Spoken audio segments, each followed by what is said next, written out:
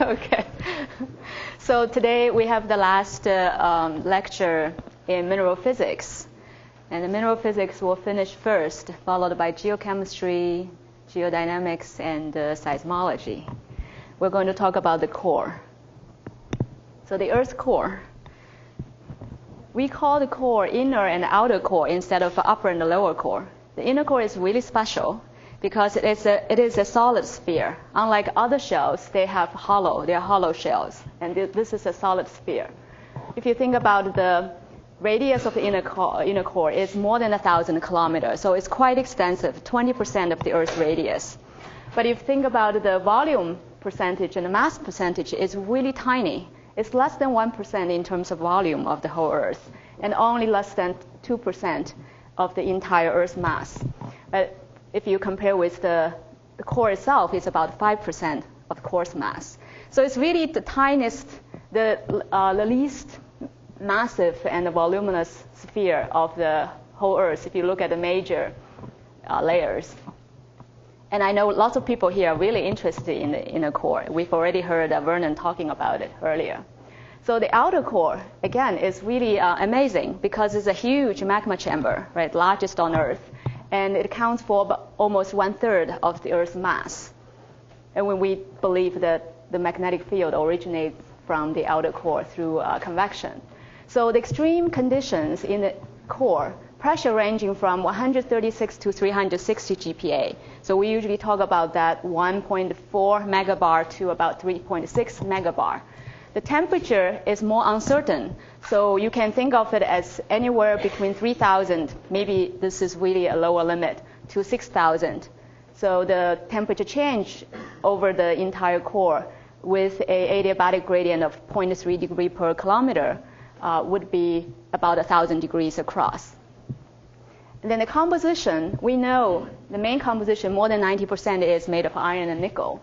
So out of the top 5 elements, the core accounts for 2 of them. Iron and nickel would be the top 5 elements in the Earth. And then the light element composition is really the major uncertainty, and it's really important, as I will point out later on. And then the evolution of the core formation is one of the most dramatic events in the Earth's history, and it sets the starting point for the Earth's evolution. And more recently, in the past 10 years or so, the issue of inner core age has become a very hotly debated kind of topic. And right now, I think people have different opinion, ranging from 1 billion years to going back to the very beginning of the Earth's history. So let's look at the history a little bit about the discovery of the core. So it's amazing that just more than 100 years ago, a little bit more than 100 years ago, we actually did not know about the core, how large it is, where it is, what's the basic form. Seismology played a defining role in discover the core.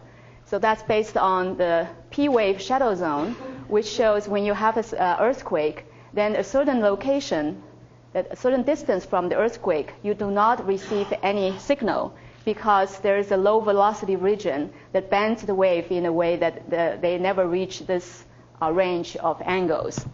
And from the S-wave shadow zone, we know that the core is liquid, mostly liquid, because the shear wave does not pass. So the shadow zone for S-wave is much larger. So based on the low velocity region, Oldman inferred there is a large, dense core inside of the Earth. And only 30 years later, the inner core was discovered. And that's based on by Inga Lehmann. And she observed within the P-wave shadow zone, there are certain arrivals that are not expected if the core is one homogeneous sphere. So it turns out there should be another boundary layer inside that bends wave additionally so that a certain arrival would be detected within this P-wave shadow zone. And this inference was triggered by a large earthquake in 1929 that happened in New Zealand. And then she was analyzing seismic waves and then inferred the existence of the inner core. So if you think about the geochemistry, of course we can infer from chondritic composition, the mantle composition, and the existence of iron meteorite, there's some dense material would be inside the Earth. But we wouldn't even be able to tell whether the core looked more like avocado or a pomegranate, right? So there are models of the core with distributed dense materials inside the Earth. Of course, most people probably don't agree the core look like avocado, but I think in terms of the size of the core, avocado is the closest I can think of. So geochemistry alone cannot tell us about the geometry of the core, the extent of the core, and they can tell us that there are iron-rich materials inside. And geodynamics, now we all accept that the geodynamo, the magnetic field, it arises from geodynamo. But the idea of geodynamo only became accepted after the core was discovered. So only in 1919, people start to propose this idea that the magnetic field originated from the very inside through convection. Before that, there are all kinds of ideas. Maybe there are magnetic materials distributed all over the Earth, maybe at shallow depth. So the dynamo theory only become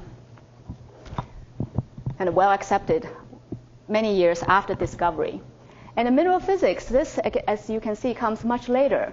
So this is a plot, so-called Birch's plot. What it shows is the bulk sound velocity as a function of density. And for most materials, you can see a more or less linear correlation. So the bulk sound velocity would increase with density.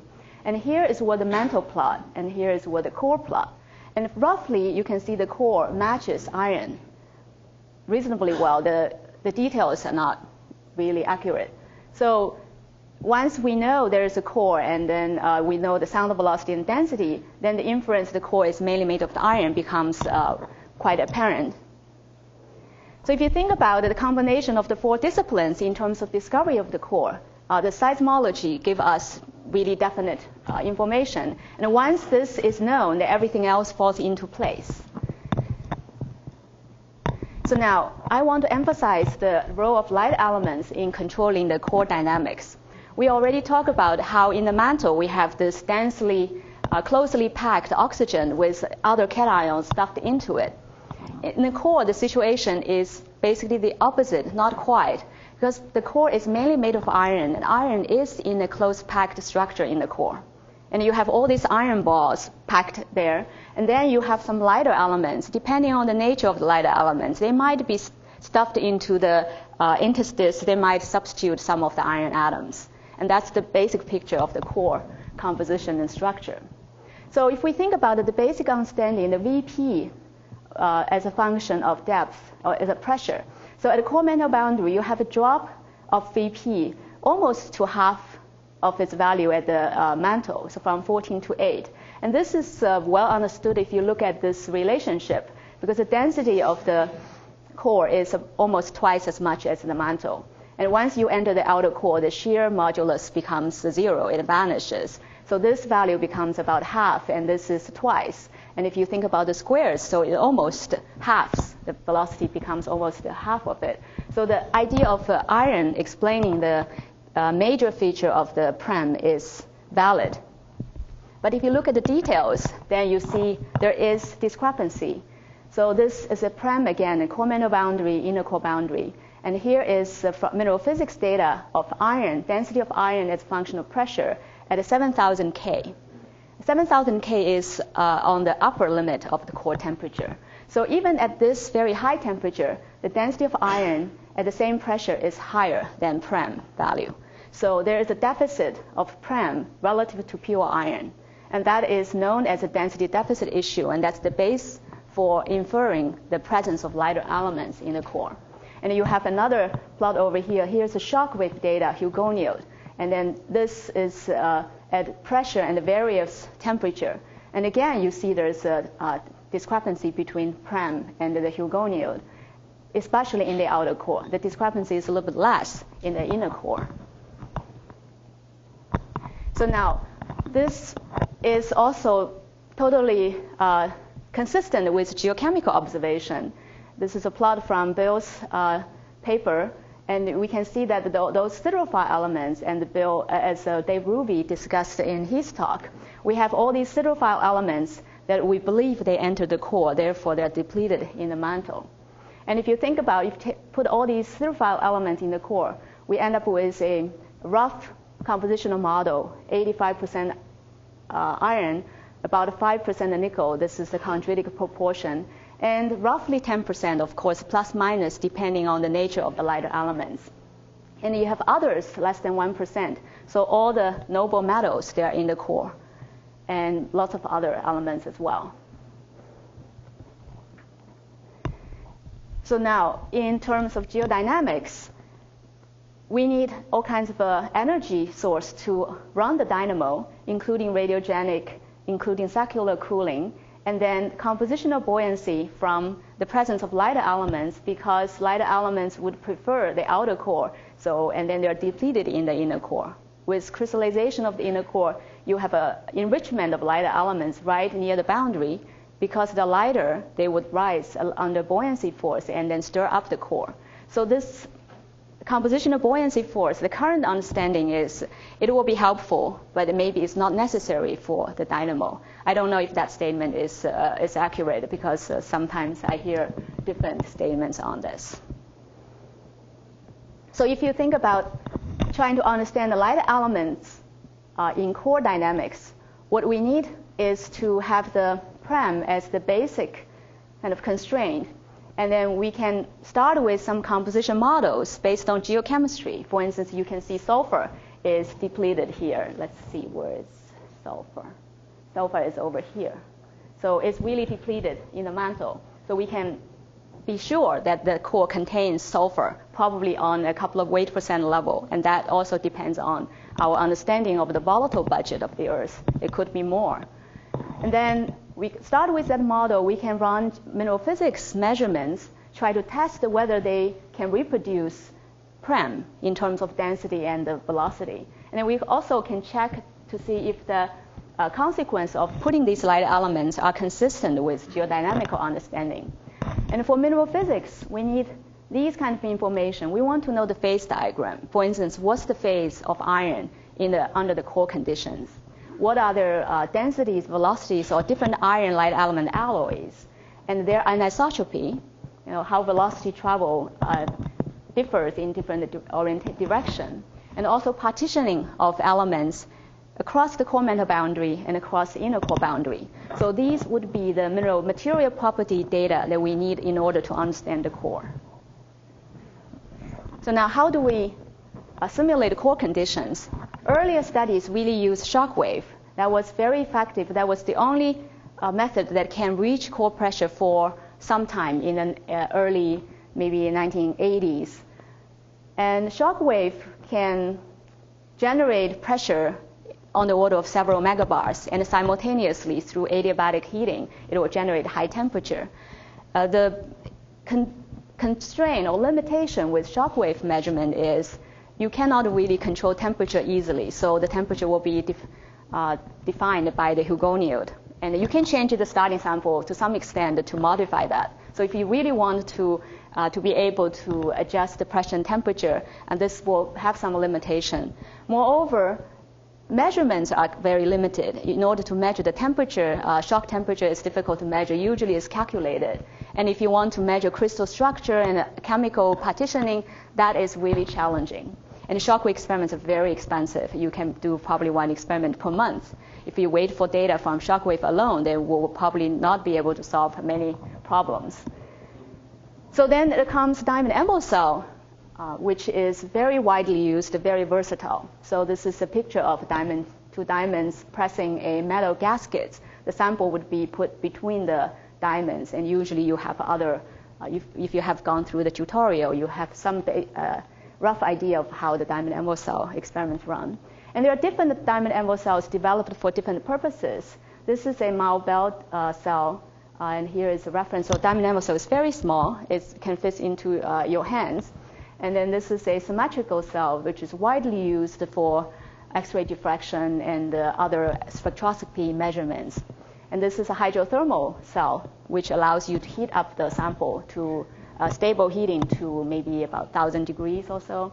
And then this one is a panoramic cell. This one is different, unlike this symmetric cell, which has limited kind of porthole windows. This one really open up the view, so you can put your detector very close to the sample. You can collect all kinds of scattered photons in order to find out what's happening in the sample.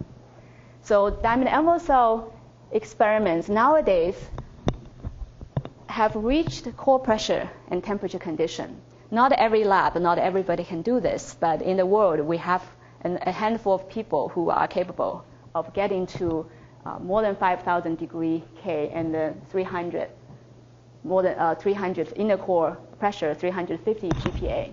And here I show the multi-envelope pressure temperature range and the resistively heated diamond envelope cell. And this is a laser heated diamond envelope cell pressure range. In terms of technique, we are already there. And this record is reached only 2 years ago.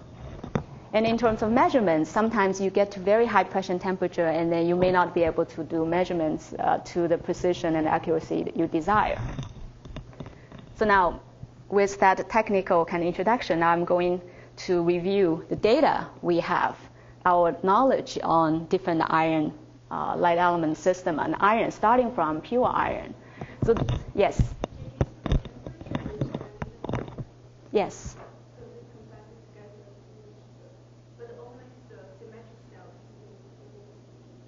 That's not the case. You can use laser heating with any type of cells because that's not limited by the cell type as long as you have diamonds and. That's resistive heating. The hydrothermals, you may be able to combine it, but then you run into other technical issues. The diamond might be reacting or might be transforming into graphite. Yeah, there are technical issues. Yes? I guess I would slightly rephrase your statement about how very few people get to very high pressures and temperatures. Yes. I guess the way I would have put it is very few people are willing to break the number of diamonds.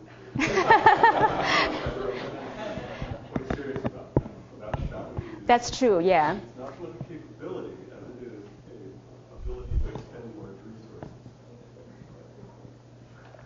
That's very true, yeah. People have different, like the Japanese style of science, they concentrate their resources on a few groups so they can run through many diamonds.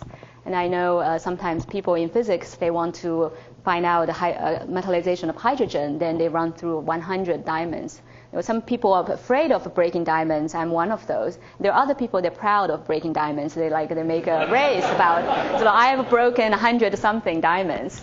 And they really get to, yeah. It's partly that issue and partly technical, and people they adjust the angle, the different things, to get there. I think that's true in every field. You get to those very little details. You try different things in a very diligent way, and you figure out how. So phase diagram of iron. This is a very basic information that we need to understand the core. So here's temperature versus pressure, and we have at the ambient condition, we have iron in the BCC structure. This is body-centered cubic. So in the lattice, you have the center of the cube, you have a lattice point of iron, and then at every corner, the body-centered cubic structure. And this is not a close-packed structure. When you increase pressure, it transforms into the HCP, hexagonal close-packed structure. So this is illustrated over here. So if you remember, if you have studied mineralogy, this is a packing of A, B, A, B, so alternating A and B, kind of a sphere packing.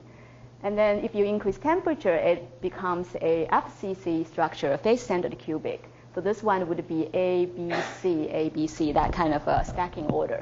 So this is, again, another close-packed structure. And in this phase diagram, we can see that for the core, this one is not even included in this plot. Well, there's no really a good reason for that. I will show another plot that includes the inner core pressure. And there are some controversies. I think what I want to emphasize is if you look at different lines, this is the melting line, the red line over here. There are different studies. And you can see that the studies really have a lot of scatters. People don't really know. If you want to say, ask the question at 100 GPa, what's the melting temperature of iron? You get a range of values. Because these experiments, the samples are very tiny, and you have large pressure temperature gradient in terms of generating pressure temperature, measuring pressure temperature, detect the melting of iron. There are uncertainties at each aspect. So as a result, you get all kinds of different results. And some people even proposed another phase transition over here, but this is not really confirmed by every lab. So we have the basic understanding that iron goes through these kind of phase transition. And there are some uncertainty about whether iron adopts the HCP structure under the inner core condition. And the theory, they also come up with different results. So that's the general situation in high pressure research. Like you have results, but the results are not always consistent. And then we can compare with the shockwave experiments. Here are a few data points from shock compression measurements. As I mentioned, the shockwave experiments are very difficult to do, very costly and time-consuming. So you don't have as many data points. And then the key is, if you look at the melting temperature of iron, you would expect the melting temperature to go up like this. But the shockwave really come up with a much higher melting temperature. And more recently, some people proposed a model. Maybe there is another phase hidden over here. In shockwave measurements, it's kind of a little bit difficult to detect whether you have a solid to solid, whether you have melting happening or something else going on, because the measurements are very limited. You look at the discontinuity in the density plot. So maybe there's a way to reconcile the data by diamond anvil cell and the shockwave experiments by introducing another phase. Again, this is still very controversial. Many people don't accept it. So this is another, yes? What are those points? Are those liquid or are they meant to represent? They are supposed to be above liquid. They're supposed to be melts, right? That's why the melting curve is drawn over here. Yeah, and then they are much higher than extrapolated from static diamond anvil cell measurements. But they could be anywhere above the phase. They can be. When they measure these points, they do have to see discontinuity. So that's where they put the temperature. At this temperature, they saw some change happening, a phase transformation, and then assign that to be melting. Actually, I think Quentin knows this a lot because Quentin. Along the Geodynamics for about 250 years. So that lowest data point that Jeff Yeah. was the liver group is actually fairly tightly on the melting temperature or melting curve of iron. Those ones around 250, 260, 270 GPa Yeah. should be pretty darn close to melting temperature of iron. Over here is okay, right? At higher pressure, then it becomes more uncertain. Yeah. The UL points. One of the key variations between the thermal regime within the shockwave samples and the extended literature on what exactly making sure that the temperature is very, very tightly constrained in these samples and you don't have thermal diffusion out of it. So for example, you experiments were done on a diamond substrate. Right. This one. So that's the so these do reflect different experimental geometries. Right. So that kind of a discussion is very technical, but it's important for other people to know that there are really large uncertainties still with respect to the melting. Yes, Dave? Is there any reason to think that shock-induced melting would be different from sort of a longer heating equilibrium sort of type of melting? I guess at least in terms of detecting, that's right, yeah. At least in terms of detecting melting, the method is very different. Because for instance, when you have static experiments, when you raise up temperature, the sample might be recrystallizing. It may be still solid, but you lose your diffraction peaks if you're doing it in a certain way, like energy dispersive. And that will cause uncertainty. In terms of dynamics of melting, whether shock melting would intrinsically end up at a different temperature, I don't know. Dave, do you have any? Well, in some cases, I'm talking here in particular about the interpretation of the Caltech shockwave work, the claim is made that you overshoot the melting curve so that you're actually metastable. And then, Right. of course, the latent heat brings the temperature back down. So there are two issues there. One is the interpretation of what's taking place, and the other is whether you actually have a good measurement of temperature. But in some cases, you could have metastability, meaning that you actually, for a very short period of time, superheat the solid. That would seem to be more of a problem with silicates than with iron, but it's not known for certain. So that kind of overheating, again, is related to the experimental setup, right? Yes. Yeah. That's a shockwave problem. Yeah, That's a in terms of specific problem physics, I don't know if you have idealized the shock versus a slow equilibrium melting. I don't know if they are expected to differ. I guess not, because the dynamics of melting is about, yes? One thing I've heard is people worry that shock waves generate a high density of defect. Okay, that would, right. That might be a concern because then you would lower the melting temperature, supposedly. And usually we end up with a higher melting temperature from shock measurements. So, and then this is the most recent kind of final words on what is the phase of iron in the inner core. So this is the experiments where they reached inner core pressure and temperature they claim to have. I know some people in the audience don't really believe in these results because, again, these are very high pressure and high temperature. And then there were questions about whether the temperature measurements are reliable, whether they have measured somewhere else, and maybe they are still looking at somewhere at much lower temperature, but they think they have reached higher temperature. So there are these uncertainties. The higher the pressure and temperature, the larger the uncertainty becomes. So you can easily have 1,000-degree uncertainty when you are at 5,000. And the pressure uncertainty too, because you have to think about your pressure scale, whether you have a good pressure marker to tell you have reached that pressure. And there are reactions going on. Even the author of this paper, I just met with him a month ago, and he was concerned maybe he has generated iron carbide through iron reaction with diamond. So maybe what he was looking at was not really iron. So there are all these uncertainties in measurements. But right now, this science paper was saying under inner core condition, you still have HCP iron. Yes? If it really is iron, what's the pressure uncertainty do you think for these experiments? If it's really iron, what's the... Iron carbide. Oh, if it's iron carbide. Yeah. I think in this case, it's not that we would think that this phase he measured is iron carbide, because we would expect iron carbide to be orthorhombic in structure, and they did have the X-ray diffraction to show they have HCP phase. I think the problem is more when you produce iron carbide, that indicates your temperature, insulation, and all these things are different from what you think. And you might be measuring a different temperature. Yeah, the pressure, this pressure, I think uncertainty can be easily a 10, 50 GPa. Nobody will be surprised by that.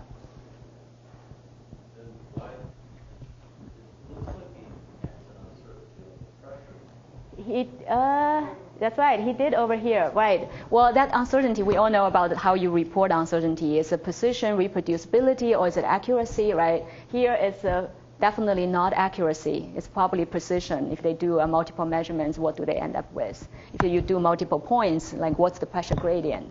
That kind of uncertainty. So now this... There should be a bigger range on there.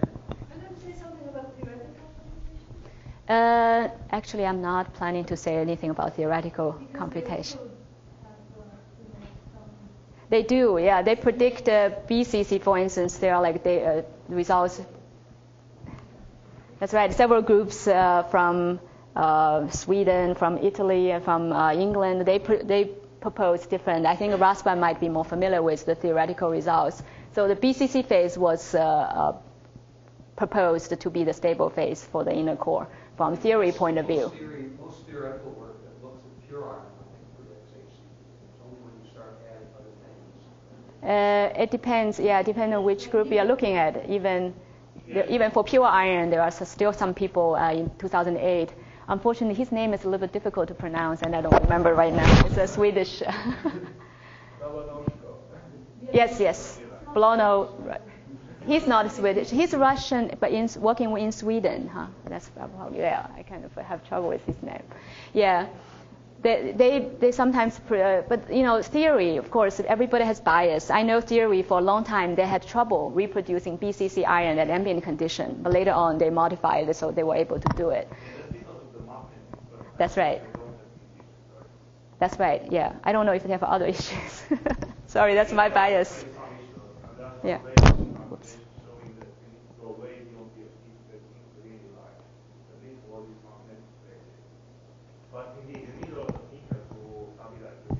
That's right. And then there were experiments by Dubrinsky showing when you add nickel, you end up with a different phase. So that's right. So apparently, even with pure iron, we have this much uncertainties in what's the phase diagram.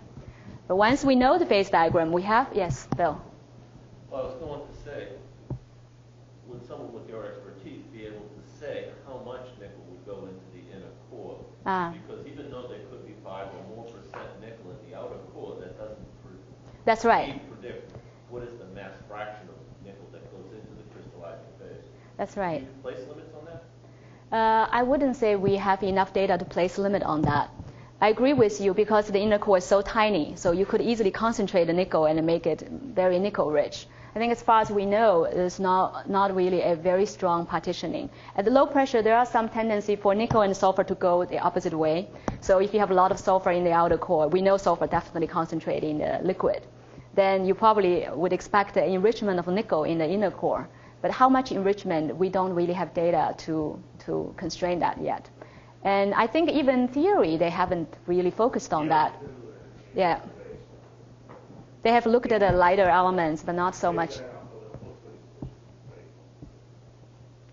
And I just add that this is, of course, interest for people trying to understand the dynamical model of inner crystallization, translating and isotope. Oh, yeah. Will you talk about laser shocks? I want to talk about the laser shocks. That's right. That's a good point that you brought up. Yes. A question about the adiabat or the geothermal plotted on last figure. How much of the projected adiabat is pinned by trying to get the intersection with the inner core boundary? Like, how big is that influencing their projected adiabat? Because if they've got the phase boundary wrong, then they could be projecting to the wrong. I mean, how much? That's right, the foot temperature of the adiabat, right? This is actually the next few slides will talk about, things. And again, there are uncertainties. So, when we think about the inner core boundary temperature, this is a major anchor point in terms of the geotherm, right? Because we know this is a solid liquid boundary. And if you think about the core simplified as iron, then this would be the melting temperature of iron at this pressure. So we have data on the melting temperature. And we also get some idea about the adiabat. And the classical understanding is the adiabat is steeper, so temperature does not increase as much as the melting temperature. As a result, when you cool from high temperature, the adiabat will shift from right to left, and it's going to intersect with the melting temperature at the highest depth from the center of the Earth. So that starts the crystallization of the inner core, and the inner core will grow outwards. That's the classical understanding. And what do you do, how do you determine the adiabat? You can go through all these thermodynamic derivation, trying to decide under equilibrium isentropic condition, what is the pressure temperature change with respect to pressure change. And you end up with these kind of derivatives, and you can plug in the heat capacity and the thermal expansion. You end up with an expression like this. And from mineral physics, you know the thermal expansion, density, temperature, estimated temperature, and heat capacity. You end up with estimation of about 0.3 degree per kilometer for the adiabat. So now if you look at the phase diagram again, you take these different data and notice that there are all kinds of discrepancies. The slope, the melting curve gradient over here, they differ from study to study. So if you look at the melting gradient, you get about 10 degree per GPa to the first order. But there are variations. So if you translate uncertainties in the melting curve according to mineral physics measurements, you end up with 0.3 to 0.7 K per kilometer for the melting gradient. And the adiabatic gradient is about 0.3. Both have uncertainties. But an interesting thing to observe is the lower value of the melting gradient actually comes pretty close to the adiabatic gradient. And that has an important implication. So that's one of the projects that people worked at previous CIDER meetings. So if you look at this, again, this is pressure and temperature versus pressure. This is the melting temperature of an iron system. We just look at a pure iron, but we know for sure that there are other elements together with iron. So the melting curve could be bending over like this at high pressure. This kind of bending is observed in, for instance, pure iron. And then the adiabat slope is more or less constrained. The uncertainty in that is less. Even if you shift the temperature, then there are other canceling effects. So you end up with a adiabat gradient that's more or less similar to this. And it's possible that these two curves will not intersect at the very inner core boundary. They might intersect somewhere above the inner core boundary. This is similar to the situation when you have basal magma ocean, right? You intersect somewhere in the middle, depending on how far away you are from the two boundary layers. So there could be crystallization right slightly above the inner core boundary. You form solid iron, and these iron, they are denser than the surrounding liquid. And under gravity, they're going to fall. And this will form so-called snowfall, because you have the crystalline iron falling down, and then they are going to join the inner core that was there earlier, or maybe the whole entire inner core could form that way by condensation, by sedimentation of solid crystals. So this is a project that started, yes? The density will contain? The density of the iron and It goes solid. the density, we know that the density is going to be higher than the liquid. That's quite well established because you have crystallization, you have you're expelling lighter elements. So for both reasons, the solid is going to be denser. I think there's a little uncertainty about that. How much density contrast, that's a different issue because even this iron crystal might take some lighter elements into it. But if you look at the inner core boundary, you know the inner core, the solid part, is denser than the outer part. So the seismology actually gave us kind of information about the contrast, density contrast. Entrainment and the convection currents? Yeah, that's something actually Marion, I think, I don't know where she is, sitting. So there are people, yes, there are people doing these kind of dynamic modeling to see whether this kind of a gradient can be sustained, and what kind of a density profile you're going to develop, and what kind of velocity profile you're going to develop. Because one of the motivation for these kind of snow modeling, snowfall model, was this, Vernon talked about this deviation of the VP gradient from Prem value. So you have these AK-135 model showing this kind of a smaller gradient. It could be because you have different amount of solid versus liquid in this region. And how does this redissolve? How does it recrystallize? So that process is more complicated. You're talking about maybe 100-kilometer kind of region with dynamic things going on. And that has not been fully explored, but people are working on that right now. So, and then I think you asked this question earlier about whether this anchor point, I don't know if your question is addressed or not, in terms of the anchoring point for the adiabat. Yeah, I guess how much do they use that? If there's a lot of uncertainty in that phase boundary and they're using that to pin, I mean, how much do people use that to pin their coordinates? The uncertainty in the melting temperature of iron, I think if you are conservative, you're thinking about maybe plus minus 1,500. If you're more brave, maybe at least plus minus 500. And you do use that as the anchor point. But I think it won't change the adiabatic so much because once you increase temperature, thermal expansion is going to go up and the heat capacity is going to go a certain way. Maybe the uncertainty is not that huge. But I don't know for sure. I cannot give you a value right away. Okay, so that's pure iron. But of course, the reality is we have lighter elements in the core. And if you add lighter elements to it, then you have to look at the whole, very many different systems. And if I think about Sujoy's noble gas systems, we don't have that many. We have 5 main candidates. We have sulfur, silicon, oxygen, carbon, and hydrogen. I go with that order because of the decreasing mass. Sulfur is the densest. It's not that, and somehow I think I have some preference for sulfur too. So this is sulfur melting temperature, and then this is a reference for pure iron, melting temperature pure iron. So the most robust observation is when you add sulfur, the eutectic temperature, so sulfur iron system will have a low melting. It's a eutectic system where you have a lowest melting point. This eutectic temperature is definitely going to be much lower than iron. And that's on the order of 500 to even close to 1,000 degrees. And that measurements up to about 80 GPa for eutectic shows this is going to persist. And then there are other measurements of the end member or some kind of mixture. The earlier measurements, I think, because technically it's more challenging, they end up with a little bit higher temperature. I don't want to ask when in public, what do you think of those? Because those are from... I think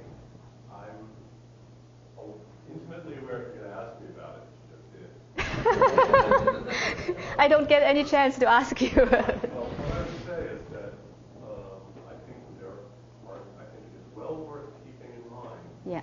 the size of error bars of different measurements. Error bars are very substantial, especially in the earlier measurements. They tend to be smaller in the later measurements. And that could be a natural evolution of the field, but it could also go back to your question about, or your point about precision versus accuracy. I mean, sort of what I would regard as the seamy underside of the field at the moment is the issue of carbon contamination in very high temperature diamond cell samples, which certainly has produced some spectacular melting point depression in some of the transition metals. And so, this is a field in a state of flux right now. So I'm not going to sit here and argue who's right. That's right. Yeah, I think the point is we have uncertainties to this extent, in terms of melting temperature.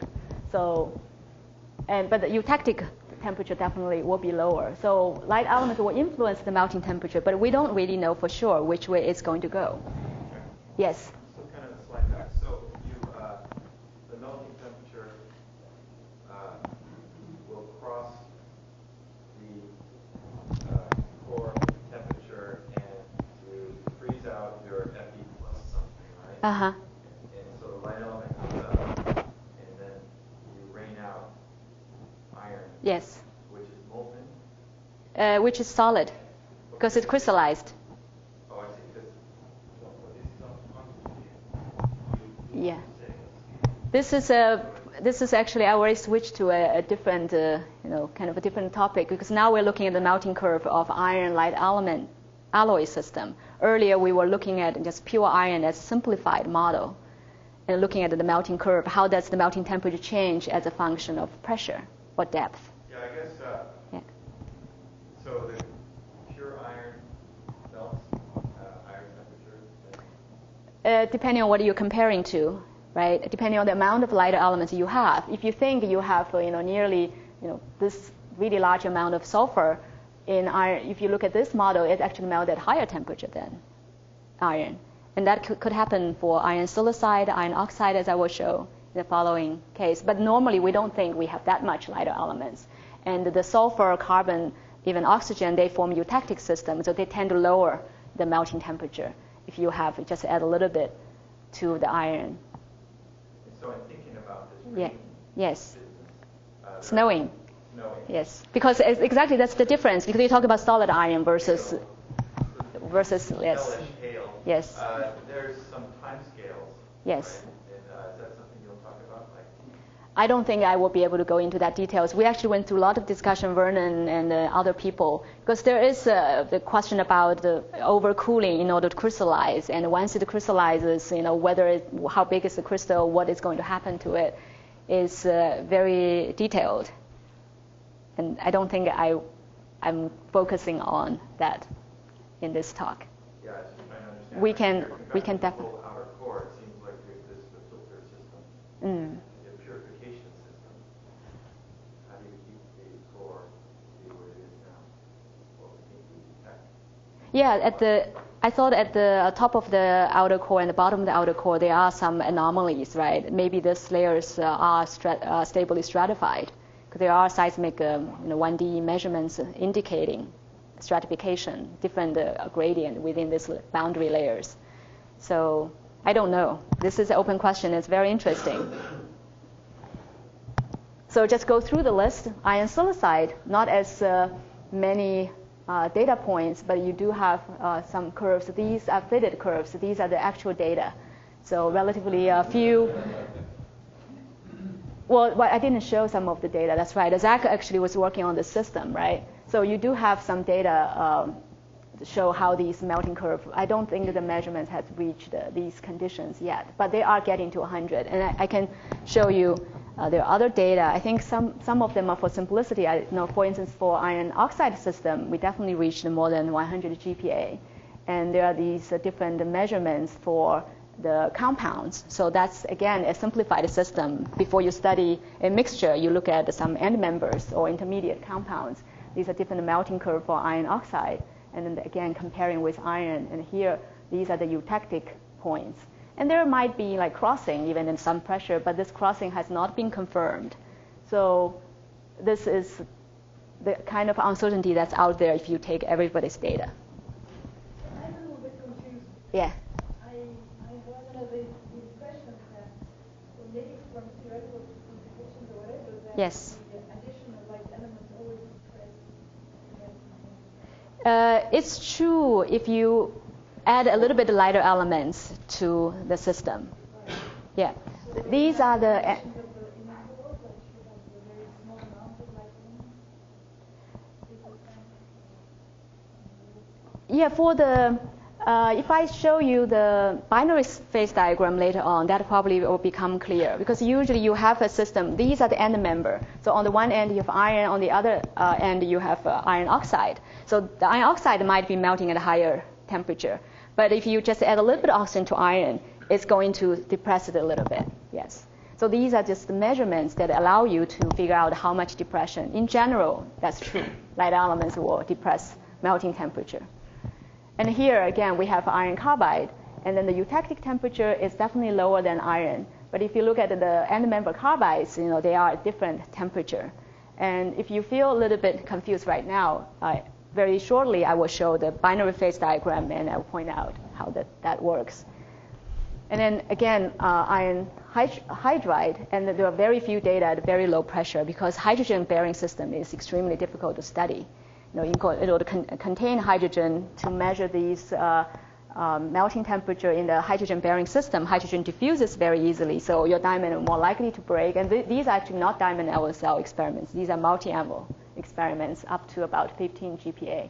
And then also it's hard to determine the amount of hydrogen in the sample, because hydrogen is so light. So you often see this X, and X is like roughly this or that, inferred from maybe the bubble volume or something else. So hydrogen is a very difficult system to study, and it could be, hydrogen could be really effective, as I will show later on. So this would be compilation of the melting temperature study when you add different light elements to the system. And this is a one, kind of more or less just the single component system. Yes? I'd just like to know why nitrogen is excluded. Why nitrogen is excluded? Because we haven't got to nitrogen yet. Nitrogen probably not considered a very active chemical player. I don't know. Under pressure, it might be different. There are nitrites. Yeah. Yeah. That's right. I think like the geochemist will include the whole periodic table sooner or later. Right now, we focus on so-called the leading. Actually, I would say it's the mineral physicists that found a way to get every element lighter than iron into the metallic phase. And that's why I was very disappointed when a mineral physicist found aluminum. It was the only element that was not soluble in iron. Oh. If you have a very reduced condition. Yeah.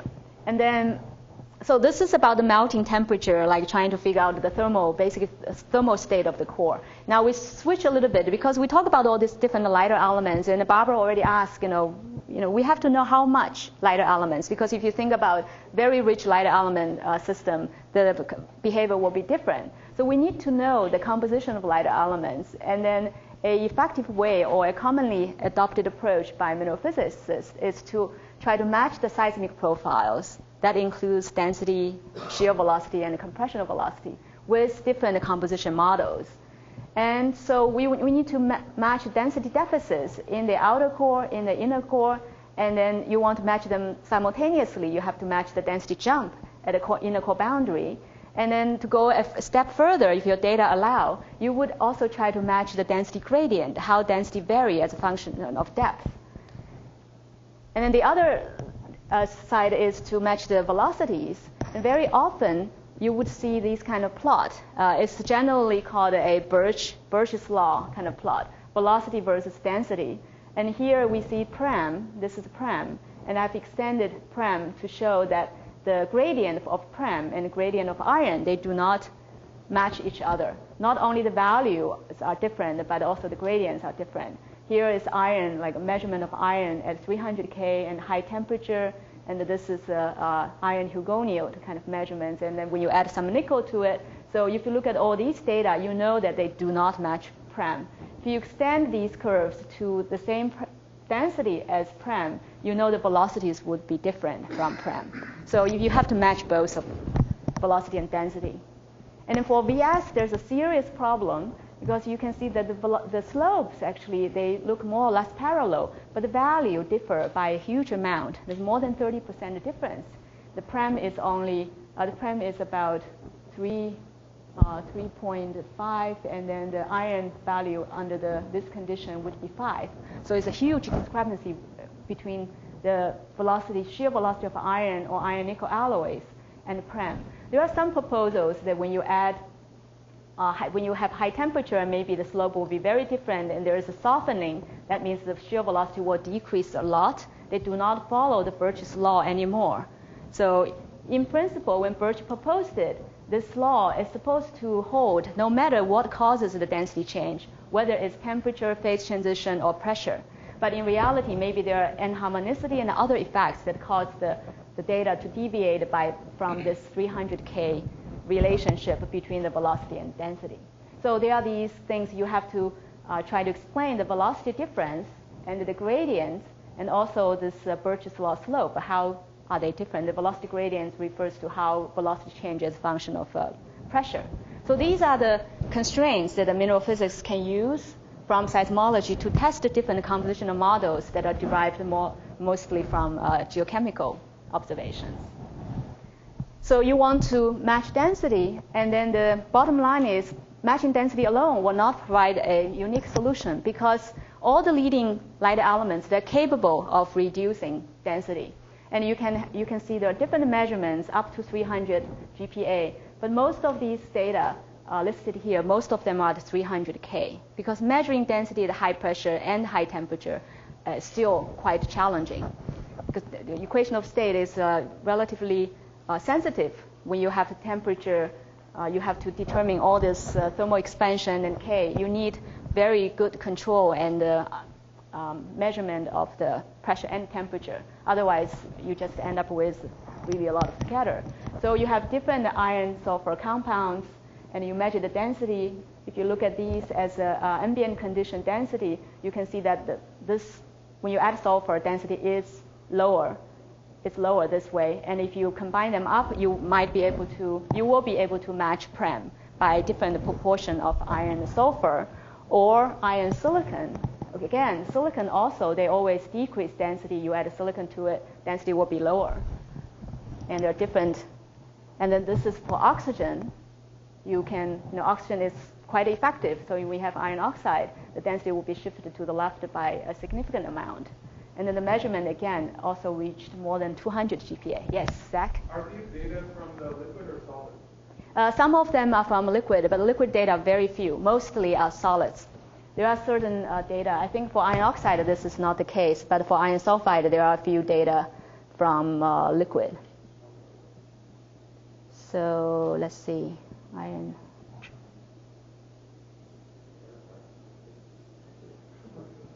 Yeah, I know these data are all from solid. This is a shockwave experiments. Then it's high temperature, but still solid. Between light access for liquid stable and it's possible here.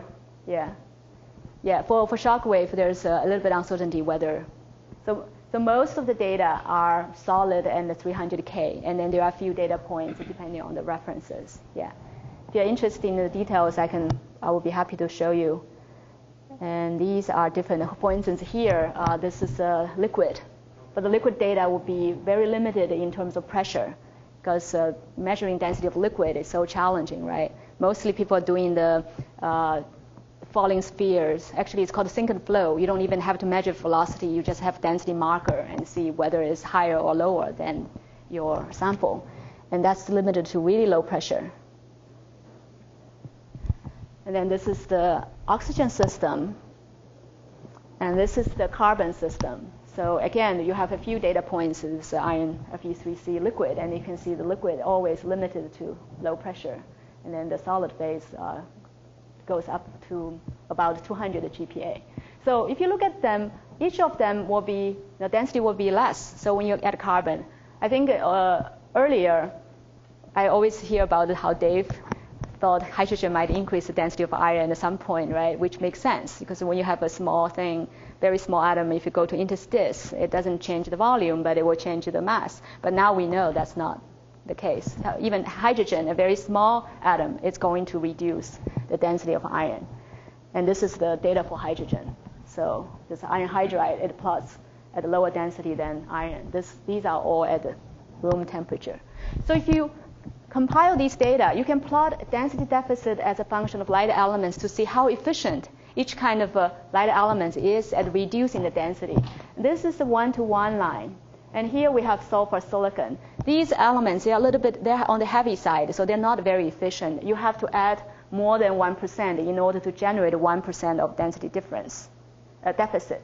And then for oxygen, carbon, you can have less than 1%. Here you just need 9% maybe to generate 10% density deficit. And hydrogen is very effective. So you only need a little bit of hydrogen to generate a large amount of density deficit. But again, in terms of atomic ratio, hydrogen is 1, the mass is 1.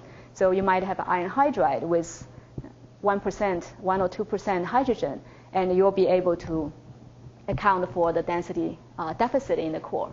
So there are these different coefficients. So in terms of how much adding a lighter element is going to reduce density. So if you look at all these things together, there are lots of data. Mineral physicists spend a lot of time working out the phase diagram and equation of states of different iron light element alloys, trying to test the different models. So now, those are the densities. And we also need to measure velocities, right? And when you measure velocities, we apply the lattice vibration model if you want to measure velocity in the diamond emerald cell. That's currently the most used method. And here is a kind of animation, because everybody does animation, thought I should follow the trend. So some animation to see how atoms vibrate in a crystalline lattice. So if you think about a very simple case of one-dimensional lattice, basically a ball connected with springs, they will be vibrating. And if you view each one of them as kind of one unit cell, there's a center of mass. So they will be vibrating like this. And if you look at the center of mass movements, you will have different modes. Each mode is defined by its wavelength and its frequency. So this is expressed as 1 over wavelength wave vector. So this one mode would be considered a phonon. So a phonon has certain energy, has certain wavelengths and frequency. And then if you have a lattice of finite length, you will end up with finite number of phonons. And this is a phonon kind of a curve, a phonon dispersion curve, because the frequency depends on the wavelength. And in the real 3D lattice, you would end up with 3 acoustic phonon branches. So this would be compressional curve. This is compressional vibration, like this is longitudinal vibration, and these would be the transverse vibration and corresponding to shear waves. You have the 3 branches if you have a simple like iron FCC or HCP lattice, not HCP, FCC lattice. And then if you have multiple atoms, like in the case of MgO, Periclase, you will have additional branches called optical branches. So these are the movements of different atoms within a unit cell, kind of in different directions. So you end up with these curves. These are called phonon dispersion curves. And the mineral physicists nowadays spend a lot of time computing or measuring the phonon dispersion curves, because these phonon dispersion curves are useful. So here I want to mention a little bit. This is at the low wave, small wave vector or long wavelength part of the acoustic branch. So this one corresponds to the phonon that carries sound waves through the crystal. And this part will give us information about sound velocities. And you have other parts. I think these are the opposite movements within the unit cell with different atoms. So they will give you other information like Raman and infrared kind of a spectrum, and give you information about bonding within a crystal. Easy to understand how phonons transport. Is it easy to understand? We have models. Phonons are massless, that's right. Sound waves involve mass. Yes, you do. Phonon is the vibration energy, but the actual carrier of the energy would be the atoms in the cell. So phonon is a concept. It's a kind of you try to borrow this idea of a photon, but they're not quite the same. This is just representing the vibrational energy part of it. That's right. So you do have like interaction of phonon. You can detect phonon by, if you send a photon in, it interacts with phonon, it's going to come out with a different energy and so on. Yeah. So this is a model that allows us to use this kind of theory in solid-state physics. So I turned this phonon dispersion curve, rotated around so that you have the frequency along this axis. And then you have different phonon modes on the y-axis. If you add them up, you sum up all these phonon modes, you end up with so-called phonon density of states. So at each frequency, you have a number of phonons, number of modes. You add them up, that this is how many phonons within this interval of frequency. And this one is called the density of state. So it collapses the phonon dispersion curve, and they end up with this density of state, which is also known as vibrational spectrum. And in this vibrational spectrum, you can look at all these really messy kind of curves. It's like a scribble, a random scribble. But there are information contained at a very low frequency or very long wavelengths area. Because long wavelengths means the wave does not see all the details of each unit cell, but it just look at how sound gets transported, gets passed on, propagated through this crystal. So here, this curve represents so-called the Debye model. So Peter Debye came up with this famous model, very useful, that you can approximate this part of the phonon density of state using a parabolic relationship shown over here. The density of state would be a function of the omega, the frequency squared. And this kind of relation give you this initial slope over here, which is called the Debye sound velocity. And this Debye sound velocity is a combination of pressure, Vp and Vs, compressional wave velocity and the shear velocity. So if you could measure the phonon density of state, then you can determine the Debye sound velocity. You gain some information about the Vp and Vs. So that's probably a little bit too much mineral physics. But we have to show you, the hard things as well. So now measure sound velocities. Earlier, there were sound velocity measured by shock compression. Shock compression, the experiments are very difficult, but the results are quite amazing because you can directly have the absolute pressure calculated from the measured velocity, the particle velocity and the wave velocity. And then you can have the density also directly calculated from these two velocities. And these velocities are directly measured. So you don't need a pressure calibrator. You know the absolute pressure, and you know the density of the sample. The uncertainty is mainly like you don't know what temperature you are at. And also if you have phase transition, you have to have a way to detect the phase transition. So you could measure sound velocity with shock compression. That has been done with limited data. For the same reason, again, the shockwave experiments are very challenging. So there are a lot of new results coming from nuclear resonant scattering or X-ray, just the normal X-ray inelastic scattering. So this one is nuclear resonant inelastic scattering as well.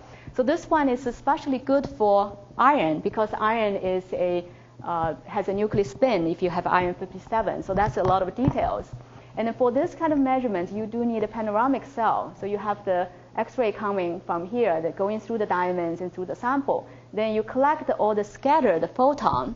The photon has interacted with phonon, and then try to probe the phonon energies, distribution of phonon energies. So you get information out from here, and you measure, you detect these scattered photon using so-called APT detectors. And with that, you come up with this phonon density of state. And that gives you the VD, the Debye sound velocity.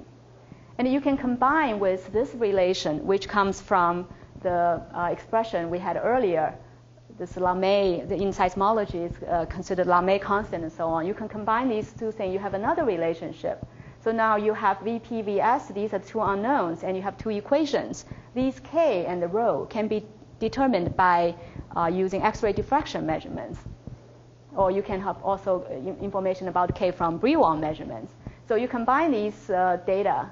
Actually, I should take back the Brillouin. For iron sample, we actually don't use Brillouin because it's opaque. So Brillouin is not really applicable in this case. So mostly this is X-ray diffraction, determine the bulk modulus and density, and then you use the spectroscopy method, the inelastic scattering, to determine the VD. Then you can measure the VP and the VS. So once you have the VP and the VS, you can compare that with PREM. And these are the compilation of the data. Again, these are the iron you have seen earlier. And these are different iron light element compounds. Lots of data here. And the VS data over here. So the first observation is those velocities, they plot, in general, they plot at higher velocities, which is consistent with our understanding, because when you add lighter elements, it will decrease density. Its effect on the bulk modulus and the shear modulus is relatively small, so that this denominator will go down and the velocity will go up. And depending on how much, so the effect is mainly in density, but there is some effect in the bulk modulus and shear modulus as well.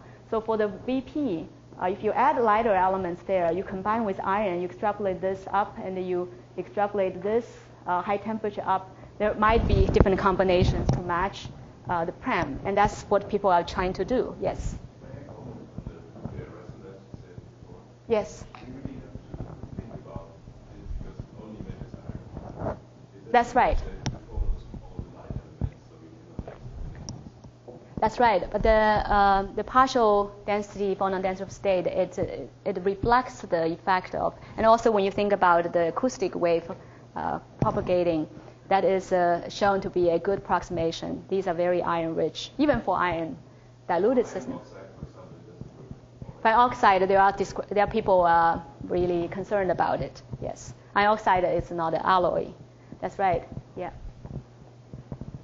So then the shear velocity over here, and you can see that the discrepancy, even with all these light elements, they also increase the shear velocity. So it does not really help very much in accounting for the discrepancy, except for instance, when you have this curve is for iron carbide, and in a non-magnetic phase, iron carbide, the slope is much shallower than iron, so it brings down the shear velocity. So it may be, it's definitely helpful in accounting for the discrepancy.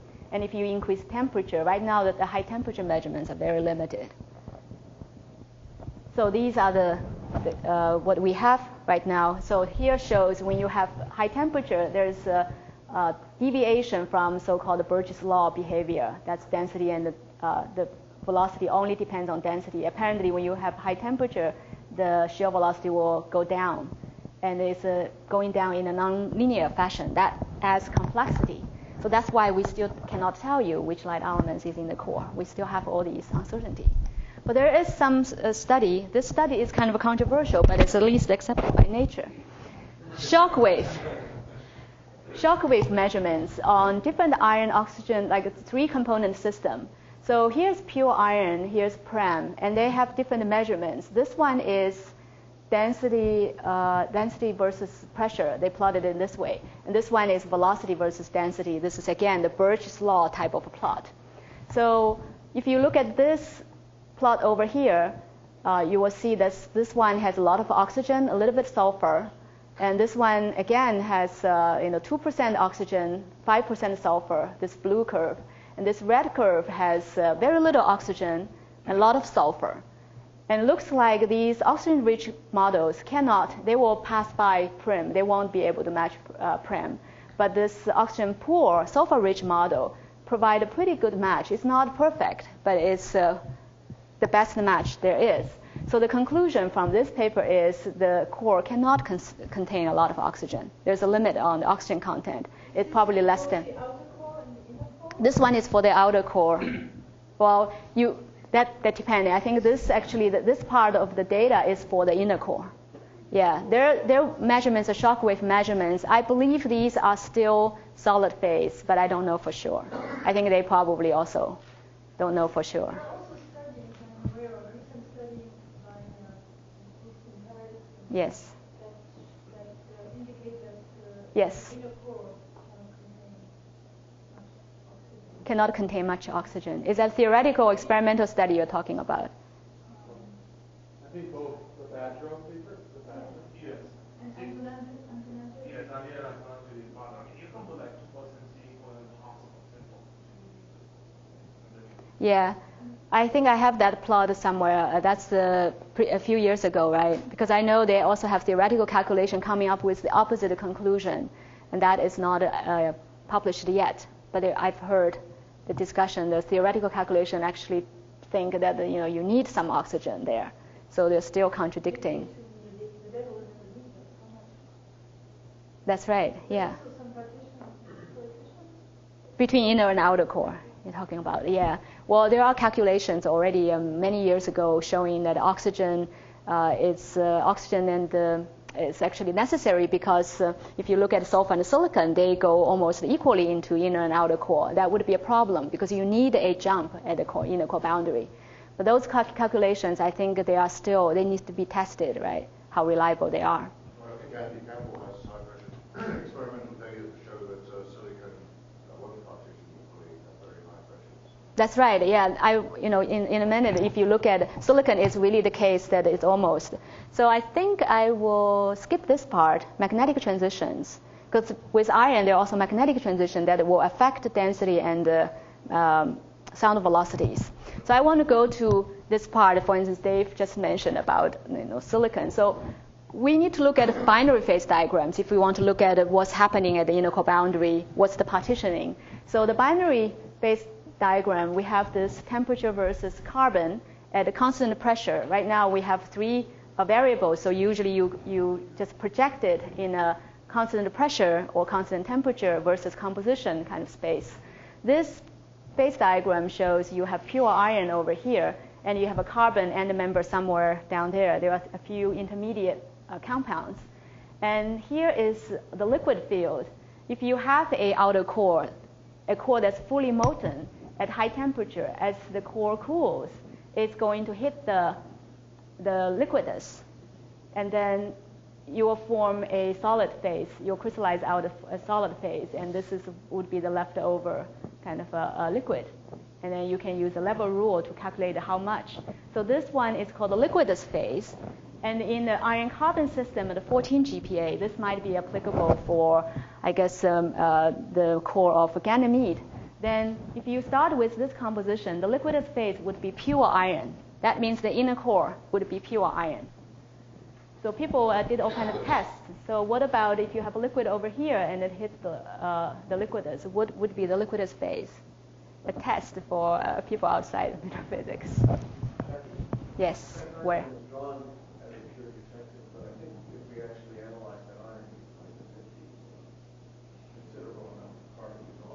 At the 14 GPa, I guess, yeah, that's right. I will show a phase diagram with that when you have this curve is not pure iron. I think for iron sulfide system at low pressure, this is very good approximation. For iron carbide, this one is actually not that good. That's right. So if you have more carbon in the outer core, you would end up with another liquidus phase. So what is the liquidus phase?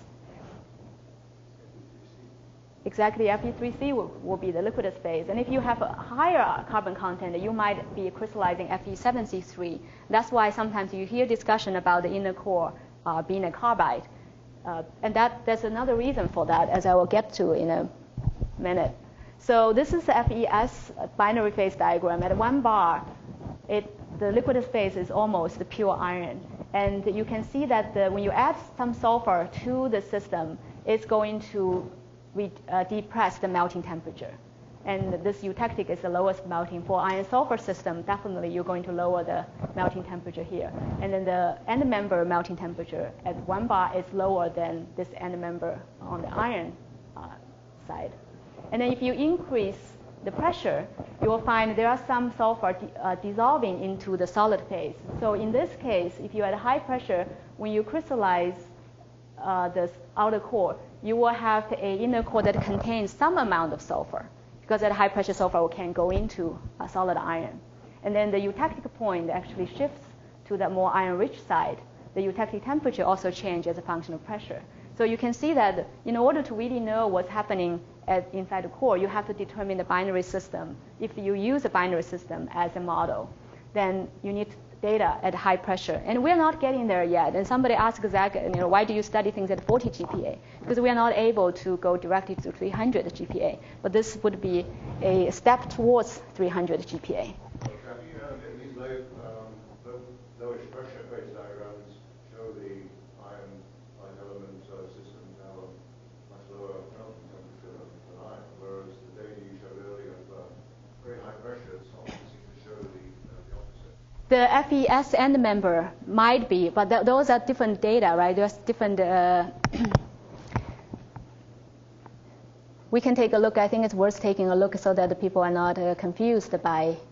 So these are the density. So we're looking at the melting temperature.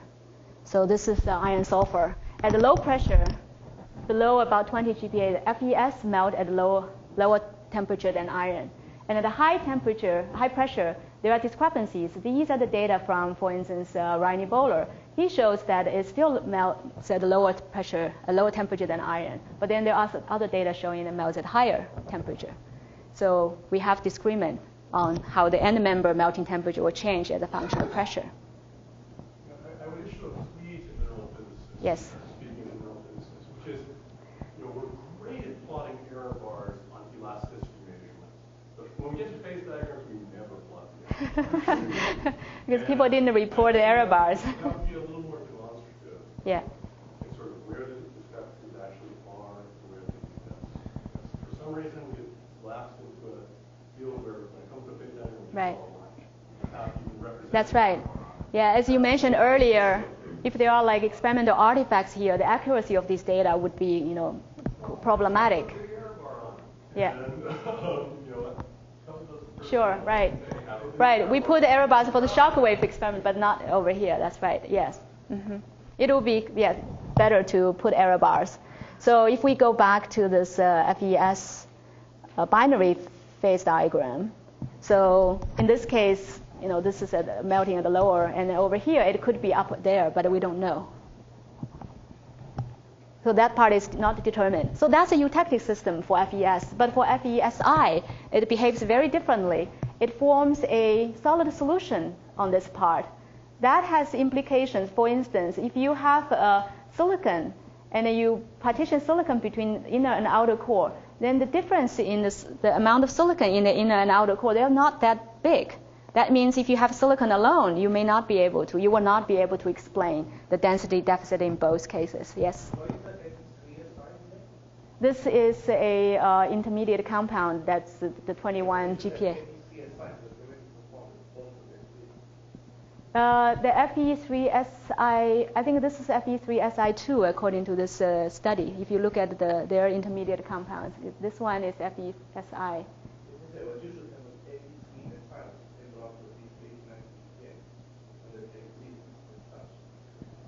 Yeah, you're talking about 21 GPa. I can take a look at this is weight percent, so it does not readily translate into. As far as I know, this at the 21 GPa, that's what is found. At higher pressure, you might have Fe3Si, because the intermediate compounds really changes. Right here, you have several different intermediate compounds in one bar. At your increased pressure, you have more different data. Yes. Yeah, as I mentioned before, I think Chicago has results that show that this conclusion is not valid at very high pressures. I don't know if he's published that yet, but that's right. Yeah, That's right. The phase diagram does change a lot. You can already tell from between 1 bar and 21 GPa how much change there is. So the low pressure data are not always applicable. Then we are going towards higher pressure. And here, this is iron carbon system. And here you see a big shift of the eutectic composition towards the iron end member by 50 GPa. But 130 GPa, this is a question mark because it's not measured but inferred. Somehow some people think that this eutectic composition is going to come back again. But let's assume that it does not come back. It actually goes this way. Then that means even if you have a very small amount of carbon, you could crystallizing a carbon-rich composition for the inner core instead of iron-rich composition. And that's the base for people interested in exploring the idea of a carbide-rich inner core. And there's a lot of change even by 50 GPa. We're not at 300 GPa yet, right? So extrapolation is necessary. Is there some basis for that speculation? This speculation over GPA, here? or somebody just said, oh, it might be like that? Well, because they did some calculation based on the melting curve. That's right, yeah. They're looking at the melting curve and then trying to figure out, because you have the, if the melting temperature of carbide is going up a lot, then you would think it's going to be pushed to the iron end member, the melting, the eutectic point. But if it's going to become more similar, then the eutectic point will shift to more towards the middle. So they have some qualitative basis, but not really reliable. And this is iron-oxygen kind of system. And you have at 50 GPa, you have a eutectic system within this range. At 1 bar, it's very complicated. As liquid immiscibility, you have a metallic liquid and coexisting with ionic liquid. But this immiscibility by about 25 GPa or so goes away. High pressure, high temperature, the liquid immiscibility more or less goes away. So it's not really relevant when we talk about the Earth. But for smaller bodies, that would be something to consider. Like mercury, some people think about mercury's core being 2 layers of liquid. And for iron hydrogen, again, the data is really, really scarce. So you have kind of 2 data points over here to draw some kind of solvents. Yeah, very difficult to study, only at 7.5 GPa in a multi-anvil cell. So that's the state of our knowledge in terms of the binary system. And then to go back to what Barbara mentioned earlier, and you can tell when you add light elements, in any case, you're going to depress melting temperature. Although the end member, for instance, FeO over here, is going to melt at a higher temperature than Fe. That's why maybe it has some confusion that this is crossing. But if you are in this region, then the melting temperature will go down by different amount depending on the concentration and the nature of lighter elements. And of course, we think about a multi-component system. The binary is a good approximation, but you might have more than one. Most likely, we have more than one light elements. So here's pure iron. This is FeO, eutectic, FeS, eutectic. And this black curve here, for instance, is a solidus temperature for iron, sulfur, oxygen ternary system. And this is the solidus temperature. And we also have this eutectic temperature over here. Turns out that this eutectic temperature is not very different from the FeO eutectic point. But when you add a little bit of sulfur, it does not change it very much. So there are kind of data over here for melts and so on. So for the ternary system, we have not a lot of information, but there are some people are starting to work on them. So one really interesting point about the ternary system is how recent studies suggest that the oxygen and silicon would go into the core simultaneously. Because in the past, it was believed that oxygen goes in when it's oxidizing and the silicon goes in when it's reducing. They would be mutually exclusive. But these data, as you see, that as increasing pressure, when you get to about a core mantle boundary pressure, you'll find a significant amount of oxygen and silicon, both present in the iron metal. These are solubility of light elements in iron metal. And there's another study from a different group in Japan. They also show, these data points also show, you have 5% silicon here and 5% oxygen. They would actually go in together, although they had some curve saying you have this trade-off. You have more oxygen or more silicon. You can add them together to, so that almost reminded me of Suzhou is a combination of different noble gas isotopes. We have different combination of light elements, right? So there are many models out there. When you have enough data, you might be able to exclude some of them. At this point, I think we really need a lot of mineral physics studies to push this field forward. I think in that sense, I think mineral physics is really lagging behind because we need a lot more study. So just a few words about this. Vernon has already covered it. So in a summary, you have the anisotropy in the inner core, including compressional wave anisotropy, about 3 to 4%. You have innermost inner core. This is again in the 1D kind of structure. You have east-west dichotomy illustrated by this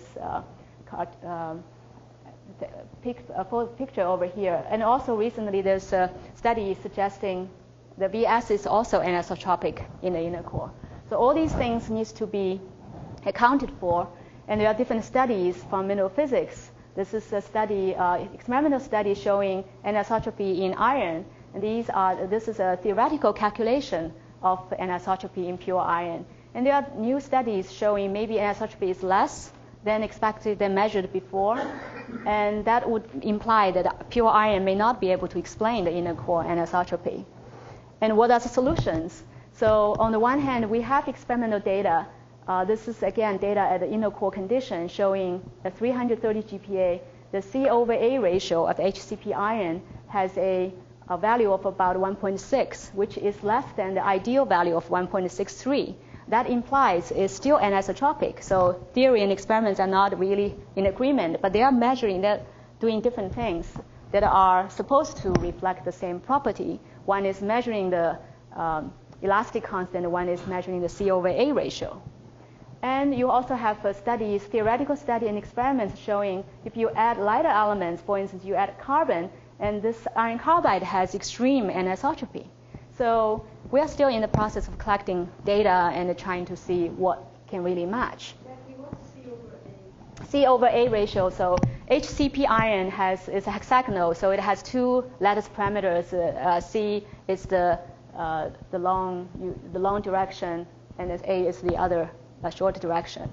And usually C/A is used as an indicator to show how much the structure deviated from ideal closed hexagonal closed packed structure. If it's ideal, then you don't expect anisotropy because every direction is the same.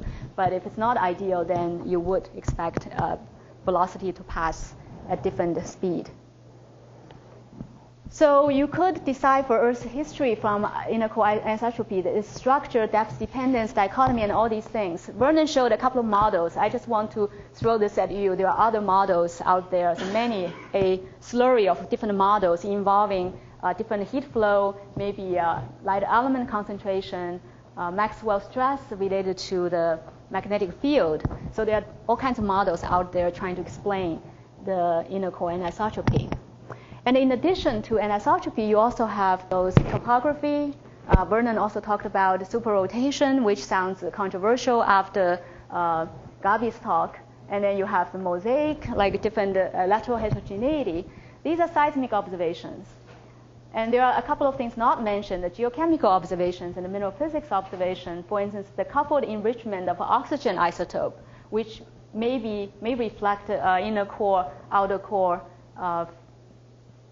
partitioning. So when you form an inner core, it will concentrate osmium and rhenium, and maybe concentrate osmium, and then the outer core will be enriched in platinum and the rhenium. So this is kind of not really popular right now, but it's still on the plate. And then we also have a mineral physics study showing you have carbon through grain boundary diffusion. It probably can go through the d double prime zone within a reasonable time scale and maybe enter mantle convection once it's past the barrier. So if this is the case, you would have, in both cases, you have a backflow of core material to the mantle. And that, if you can make observations, you might be able to tell something about the history of the core. And finally, just to mention that the Earth's core is not so special because there are other cores. Mercury's core partially molten. Lunar core now is also believed to be partially molten. And Ganymede has a core that sustains a magnetic field. And these cores have different size in terms of volume and mass. Once we have some understanding of the Earth's core, we want to test them and to see how the pressure temperature composition scheme would influence the history and the fate of these cores. Conclusions. So we have collected lots of new data on the iron light element phase relation, equation of state, phonon density of state, partitioning. So these will add constraints on the thermochemical state and evolution of the core. There are a few kind of conclusions we are relatively sure, or people, at least the people recognize that I think iron most likely will adopt HCP structure under inner core condition. And oxygen content of the core might be limited. And there's a possibility of snowfall near ICB. And then, Quentin talked about the high thermal conductivity from calculation. It probably requires a major revision of our model, how the thermal evolution of the core took place. And then of course, as you have already got the impression, there are large uncertainties in material property data at core pressures. Lots of extrapolation, not enough data to constrain like a core composition. Multiple models can fit the observation, and we have large uncertainty in the melting temperature. What is the relative gradient, and in order to test the snowfall. And the partitioning, there are a lot of more information. Dave Stephenson tells me that partitioning is most important in order to understand the core. So you want to know if magnesium is going there, if oxygen is coming out, which way does iron go? So there are a lot of data that needs to be measured. And then there are a couple of new approaches like geoneutrino. You've all heard about it. There's also a group of people looking at a stable isotope fractionation at a core mantle boundary. Core mantle boundary. And that might add an independent constraint on the light elements of the core. So it's not totally hopeless. A lot of things that can be done. I will end there. Thank you.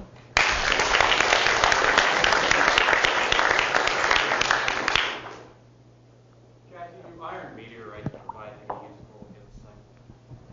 Iron meteorites, yeah, I actually had a slide to say iron meteorites provide clues to what composition there is. But I think iron meteorites was part of the reason we chose these 5 leading candidates. We do find this cohenite, which is iron carbide, schreiberside, iron phosphide, right? Iron silicide too. We find these things in our meteorites, and then we thought, okay, if they were in the course of the asteroidal body, it could be in the Earth as well. But they don't go beyond that as far as yes. I'll add a little bit to that story. In fact, one of the most enigmatic features is that John Watson at UCLA has been perhaps the greatest contributor of chemical information on iron meteorites. And he has actually grouped them into 13 or more groups, and it turns out that he uses 4 elements to classify it. And one of the 4 elements, it's iridium, nickel, germanium, and gallium. One of the elements, gallium, is critical. In fact, he'll talk about gallium as a classifying element. And as best as I can understand it, there is no gallium in our Earth's core. So yes, they're useful, but also it can be really confusing. Yeah. Well, it's not so confusing because partitioning gallium is very pressure dependent. Yeah. Comes a little part of the GPU. So is that why we say there is no gallium in the core? Well, there was from a conclusion based upon compositional analysis of rocks from the Earth's surface, so peridotite, basalts, and things like that. And the best estimate, you may remember Jackie showed a diagram for mine in 1995. And really, it turns out that gallium looks like an entirely lithophile element from the best estimates we can make.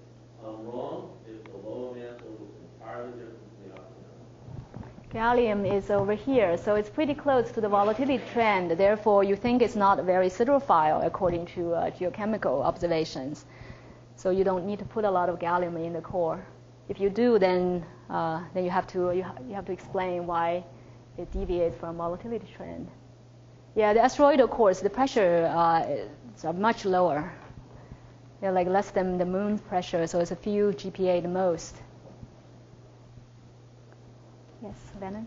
If we knew the lattice structure of the inner core better from anisotropy, would that put any constraints on light elements? Would it eliminate some light elements versus others? I think so, yeah. If you have a more refined structure of the inner core, that's our ultimate constraint, right? We would have to be able to match that. Right now, I think people are just matching this the 3 to 4% of VP anisotropy and a few percent of VS anisotropy. I think it's a little bit less. And we're not doing a 3-dimensional matching, just as long as you produce this bulk number, we use this as a test. Although, as I said, I think seismology is way ahead of mineral physics. Even for testing that, we have multiple scenarios that would work.